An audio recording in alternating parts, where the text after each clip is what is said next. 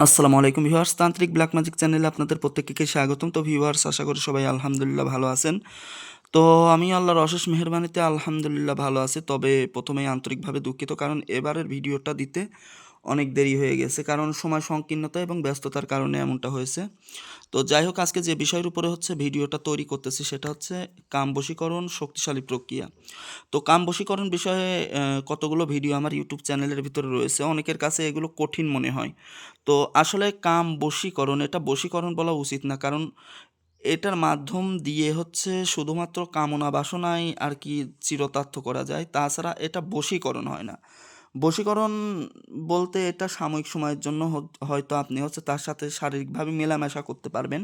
কিন্তু পার্মানেন্টলি যে আপনি তাকে সারা জীবনের জন্য পাবেন, বিষয়টা কিন্তু সেরকম না। অর্থাৎ সংকীর্ণ বা সংক্ষিপ্ত সময়ের জন্য আপনি তার সাথে চাহিদা মেটাতে পারবেন, কিন্তু পূর্ণাঙ্গরূপে সে যে আপনার উপর প্রবল আকর্ষিত হয়ে থাকবে, এটা না। কারণ সাময়িক সময়ের জন্য সে তার মানে তার বিবেক বুদ্ধিহীন হয়ে যায় ওই অবস্থায়। সে আপনার সাথে মেলামেশা করবে, কিন্তু আপনাকে যে পার্মানেন্টলি ভাবে যে আকর্ষিত হবে, বিষয়টা সেরকম না। তো এটা কিভাবে কোন প্রক্রিয়ায় করবেন আমি প্রসেসগুলো বলে দিচ্ছি। তার আগে বলে নিচ্ছি, এইখানে আমি যেই তন্ত্রমন্ত্র বা প্রয়োগ পদ্ধতি বলি, এইগুলো যদি বুঝতে অসুবিধা হয় অবশ্যই আমার হোয়াটসঅ্যাপে নক করে বিষয়গুলো বুঝে নিতে পারবেন।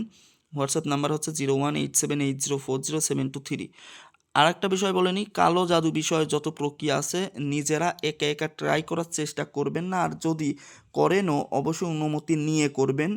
আর যদি কোনো ক্ষেত্রে বাধা বিঘ্নতা বা কোনো ক্ষেত্রে যদি বুঝতে অসুবিধা হয়, অবশ্যই হোয়াটসঅ্যাপে নক করে বিষয়বস্তু জেনে নেবেন। তারপরেও নিজেকে ক্ষতিগ্রস্ত করবেন না। আচ্ছা, কামবশীকরণ এটা কিভাবে করা যায়? আপনি যাকে নিজের আকৃষ্ট করতে চাচ্ছেন, বা যার সাথে কামনা বাসনা চিরতার্থ করতে চাচ্ছেন বা শারীরিক মেলামেশা করতে চাচ্ছেন, ১ম এ ওই ব্যক্তিটার নিকটবর্তী হতে হবে। অর্থাৎ দূরে রইছে, এক্ষেত্রে কিন্তু এটা প্রয়োগ হবে না। কারণ এগুলো সব টোটকা জাতীয় কাজ। আপনার দূরের যত কাজ আছে এগুলো আসন প্রক্রিয়া কাজ ছাড়া করা সম্ভব হয় না, যা যথেষ্ট ব্যয়বহুল। তো ১ম এ এটা লিখতে হবে মোমবাতি সামনে রেখে, অর্থাৎ মোমবাতি বা আগুনের সামনে লিখতে হবে।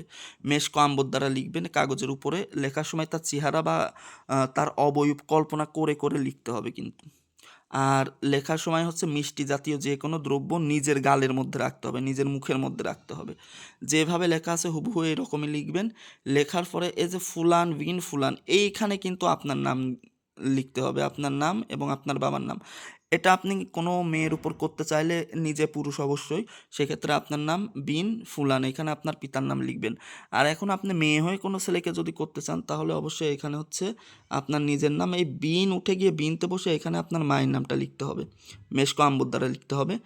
আগুনের সামনে মুখের মধ্যে, নিজের মুখের মধ্যে মিঠা জাতীয় যে কোনো জিনিস রেখে লিখতে হবে।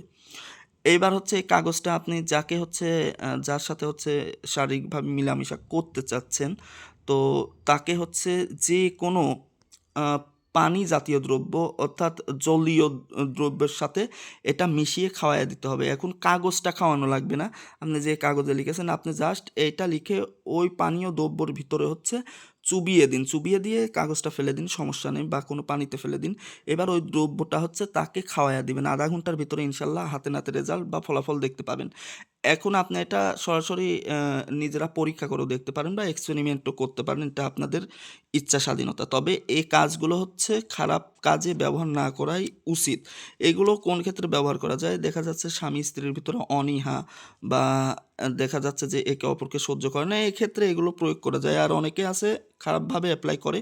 তো এক কথা মাথায় রাখবেন, আপনি যার উপর যেই রকম খারাপ কাজ করতেছেন, ওটা কিন্তু আপনার উপর ভবিষ্যতে রিটার্ন আসার সম্ভাবনা আছে।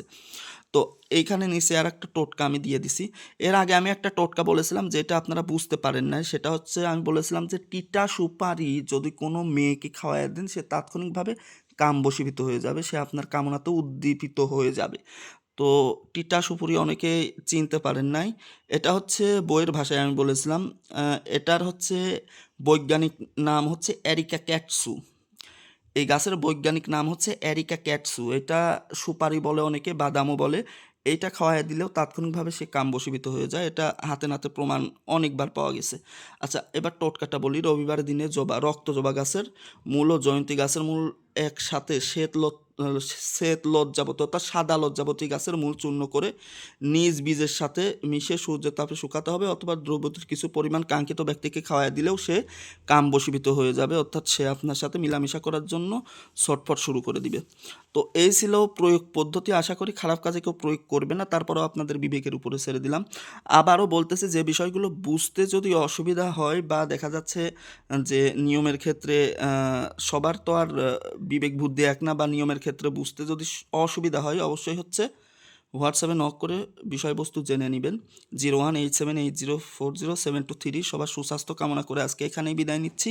সবাই ভালো থাকবেন, সুস্থ থাকবেন, আর এই চ্যানেলের পাশেই থাকবেন। আসসালামু আলাইকুম রহমতুল্লাহ।